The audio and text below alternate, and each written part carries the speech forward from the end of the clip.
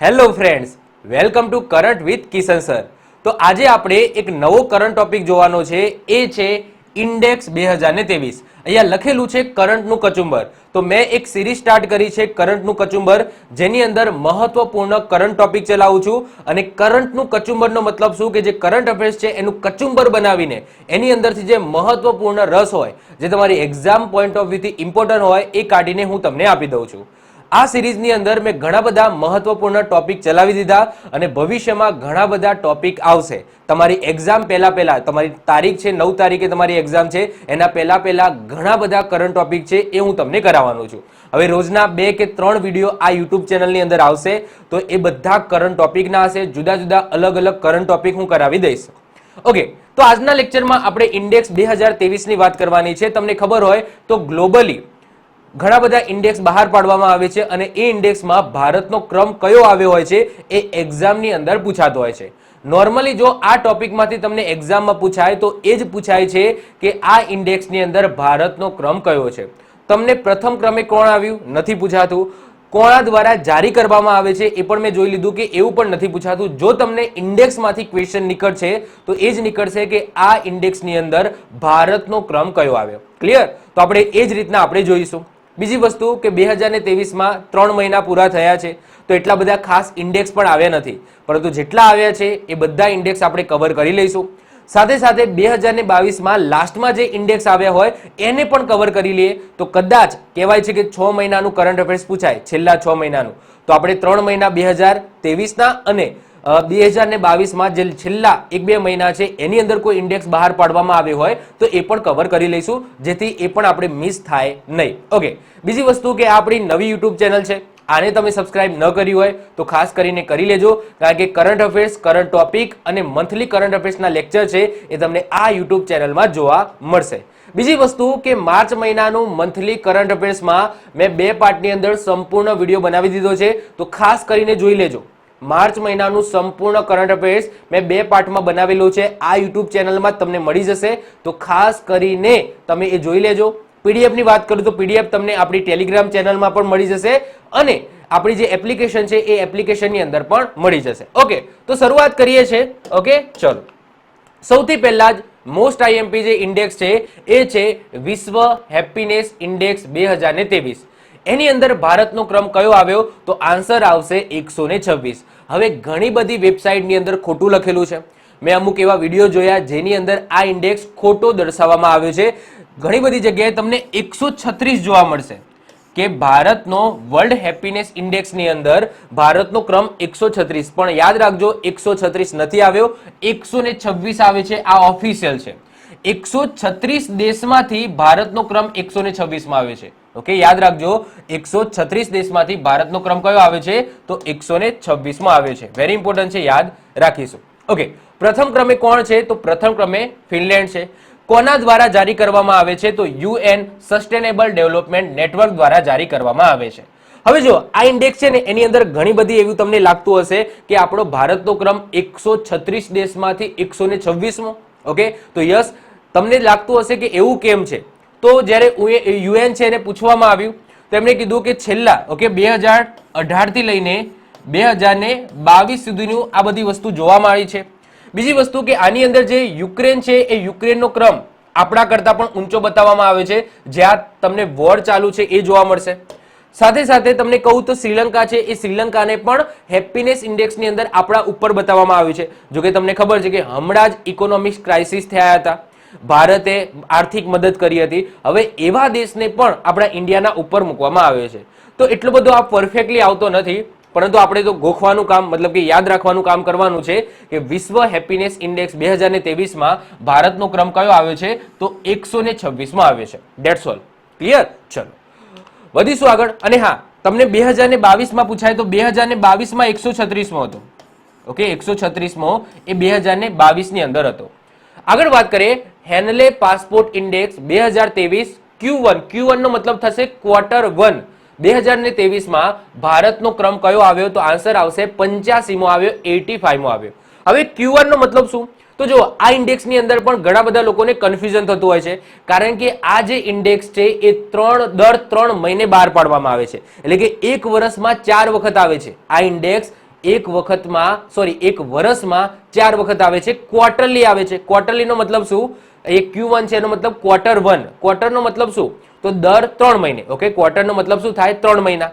તો દર 3 મહિને આ ઇન્ડેક્સ બહાર પાડવામાં આવે છે. તો પહેલું ક્વાર્ટર પૂરું થયું, તો ક્વાર્ટર 1 ની અંદર ભારતનો ક્રમ કયો આવ્યો છે?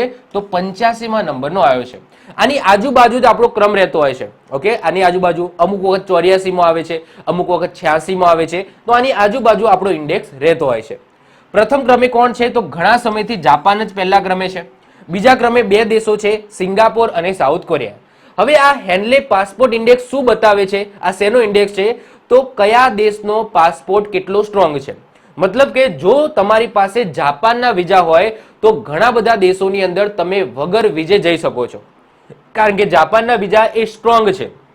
તો જો તમારી પાસે જાપાનના વિઝા હશે તો ઘણા બધા દેશોની અંદર વગર વિઝે તમે સફર કરી શકો છો. ઓકે, તો એ શું બતાવે છે? આ ઇન્ડેક્સ એ બતાવે છે કયા દેશનો પાસપોર્ટ કેટલો સ્ટ્રોંગ છે. એમાં ભારતનો ક્રમ 85મો છે.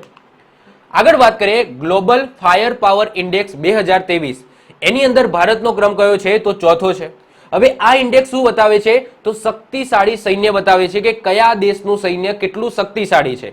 તો આ ઇન્ડેક્સ એ દર્શાવે છે. એટલે કે આપણી આર્મી છે, આપણી વાયુસેના છે, આપણી વાત કરીએ નૌસેના છે, એ કેટલી સ્ટ્રોંગ છે, શક્તિશાળી. અહીંયા આર્મી છે એ આર્મીનો રેન્ક બતાવવામાં આવે છે. એમાં ભારતનો ક્રમ કયો છે? ચોથો છે. પહેલા ક્રમે યુએસએ આવશે, કારણ કે યુએસએની આર્મી બધા દેશો કરતા સ્ટ્રોંગ છે. પછી ચાઇના છે, પછી રશિયા છે અને પછી આપણું ભારત છે, એટલે કે ચોથા નંબરે છે. એટલે કે આપણા પહેલા 3 દેશો છે. કયા કયા 3 દેશો છે? તો ચાઇના, અમેરિકા અને રશિયા. ઓકે, આ 3 દેશો છે. અને ચોથો ક્રમ કયો આવે છે? આપણા ભારતનો આવે છે. તો વેરી ઇમ્પોર્ટન્ટ છે, યાદ રાખીશું. આગળ વાત કરીએ આંતરરાષ્ટ્રીય આઈપી. આઈપી નો મતલબ થશે ઇન્ટેલેક્ચ્યુઅલ પ્રોપર્ટી. તો ઇન્ટેલેક્ચ્યુઅલ પ્રોપર્ટીની અંદર ઘણી બધી વસ્તુઓ આવે છે. તો ઇન્ટેલેક્ચ્યુઅલ પ્રોપર્ટી સૂચકાંક 2023માં ભારતનો ક્રમ કયો છે? તો ભારતનો ક્રમ 42મો છે. પ્રથમ ક્રમે કોણ છે? તો પ્રથમ ક્રમે છે યુએસએ. કોના દ્વારા જારી કરવામાં આવે છે? તો યુએસ ચેમ્બર ઓફ કોમર્સ દ્વારા જારી કરવામાં આવે છે. ઇન્ટેલેક્ચ્યુઅલ પ્રોપર્ટીની અંદર ઘણી બધી વસ્તુઓ આવે છે. કોપીરાઇટ, ટ્રેડમાર્ક્સ આવે છે, પછી know how, design, patent, strategy, domain, ઘણી બધી વસ્તુઓ આવે છે જેને ઇન્ટેલેક્ચ્યુઅલ પ્રોપર્ટી કહેવામાં આવે છે અને એનો ઇન્ડેક્સ બહાર પાડવામાં આવે છે, જેમાં ભારતનો ક્રમ યાદ રાખજો 42મો આવ્યો છે. અને પ્રથમ ક્રમે કોણ છે? તો યુએસએ છે. મેં તમને કીધું એમ પહેલા તમને કહી દીધું છે, તમારે યાદ શું રાખવાનું છે? માત્ર ને માત્ર ભારતનો ક્રમ યાદ રાખવાનો છે. આગળ વાત કરીએ ચુનાવી લોકતંત્ર સૂચકાંક, એટલે કે ઓન ગોઈંગ ઇલેક્ટોરલ ડેમોક્રેસીમાં ભારતનો ક્રમ કયો છે? તો ભારતનો ક્રમ છે 108મો. પ્રથમ ક્રમે કોણ છે? તો પ્રથમ ક્રમે છે ડેનમાર્ક. તો યાદ રાખીશું ચુનાવી લોકતંત્ર સૂચકાંક, ઇંગ્લિશમાં કહીએ તો ઓન ગોઈંગ ઇલેક્ટોરલ ડેમોક્રેસીની અંદર ભારતનો ક્રમ 108મો આવ્યો છે. આગળ વાત કરીએ વર્લ્ડ કોમ્પિટિટિવનેસ ઇન્ડેક્સ 2023માં ભારતનો ક્રમ કયો આવ્યો છે? તો ભારતનો ક્રમ છે 37મો. પ્રથમ ક્રમે તમને ડેનમાર્ક જોવા મળશે, બીજા ક્રમે સ્વિટ્ઝરલેન્ડ જોવા મળશે, સિંગાપોર, સ્વીડન છે અને છેલ્લે, મતલબ કે છેલ્લે નહીં, આનાથી પણ હજુ નીચે હશે, પરંતુ 37મા ક્રમે કોણ છે? તો 37મા ક્રમે આપણું ભારત છે. તો યાદ રાખીશું વર્લ્ડ કોમ્પિટિટિવનેસ ઇન્ડેક્સની અંદર ભારતનો ક્રમ કયો આવ્યો? તો 37મો આવ્યો છે. આગળ વાત કરીએ climate change performance index 2023. Climate change performance index 2023, એની અંદર ભારતનો ક્રમ કયો આવ્યો છે? તો ભારતનો ક્રમ 8મો આવે છે. તો આ પણ ઇમ્પોર્ટન્ટ છે, યાદ રાખીશું ક્લાઇમેટ ચેન્જ પરફોર્મન્સમાં ભારતનો ક્રમ કયો છે? તો વર્લ્ડની અંદર ભારતનો ક્રમ 8મો છે. આગળ વાત કરીએ સિપ્રીની રિપોર્ટ અનુસાર 2018 થી લઈને 2022 સુધી સૌથી વધારે હથિયાર ઇમ્પોર્ટ કરનાર દેશ કયો છે? તો એમાં ભારત છે એ પ્રથમ ક્રમે છે. તો ભારતે સૌથી વધારે હથિયારો ઇમ્પોર્ટ કર્યા છે. ઇમ્પોર્ટનો મતલબ શું થાય? બીજા દેશમાંથી આપણે ખરીદ્યા છે. હવે જો ઘણા બધા દેશો સાથે આપણા સંબંધો સારા છે. આપણે રશિયા પાસેથી પણ હથિયારો લઈએ છીએ અને રશિયાનો દુશ્મન યુએસએ પાસેથી પણ હથિયારો લઈએ છીએ. ઇઝરાયલ પાસેથી પણ આપણે હથિયારો લઈએ છીએ. આપણે મેન આ 3 દેશમાંથી હથિયારો લઈએ છીએ, રશિયા, ઇઝરાયલ અને યુએસએ. તો 2018 થી લઈને 2022 સુધી સૌથી વધારે હથિયારો આપણે ઇમ્પોર્ટ કર્યા છે અને ભારત એની અંદર પહેલા ક્રમે છે. આગળ વાત કરીએ ઓકલા સ્પીડ ટેસ્ટ ગ્લોબલ ઇન્ડેક્સ 2023માં ભારતનો ક્રમ, તો ભારતનો ક્રમ છે 69મો. આ પણ ઇમ્પોર્ટન્ટ છે. હવે આ શું બતાવે છે કે કયા દેશની અંદર જે ઇન્ટરનેટની સ્પીડ છે એ કેટલી છે, કેટલી સારી છે, સુવિધાઓ કેટલી સારી છે.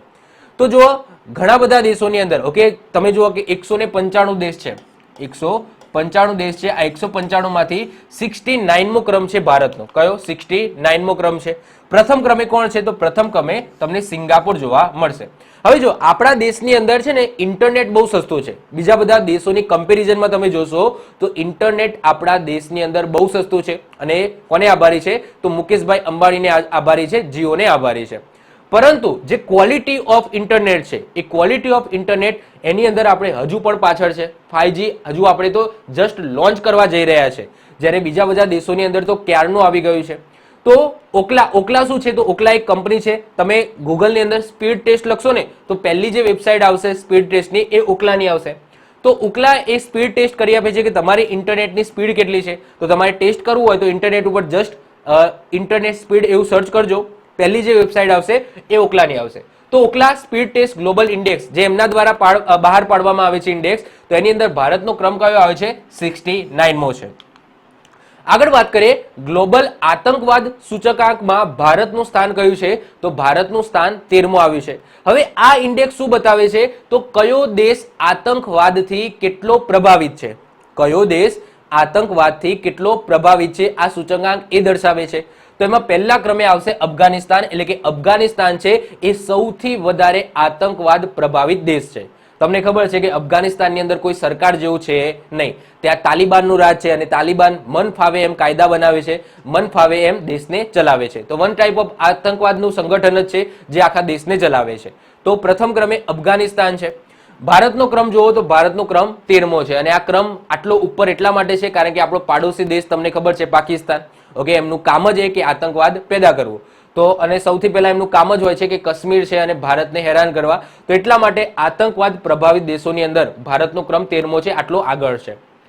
આગળ વાત કરીએ IQ એર રિપોર્ટ અનુસાર દુનિયાના સૌથી પ્રદૂષિત દેશમાં ભારત કયા સ્થાન ઉપર છે? અને આ જે રિપોર્ટ છે એ એર ક્વોલિટી રિપોર્ટ છે. એટલે જે કહેવાય હવા, ઓકે, હવાની અંદર કેટલું પ્રદૂષણ છે, હવામાનની ક્વોલિટી છે એ ચેક કરતી આ રિપોર્ટ છે. જે IQ એર રિપોર્ટ અનુસાર દુનિયામાં સૌથી પ્રદૂષિત દેશોમાં ભારત કયા સ્થાન ઉપર છે? તો ભારત 8મા સ્થાન ઉપર છે. કયા સ્થાન ઉપર? 8મા.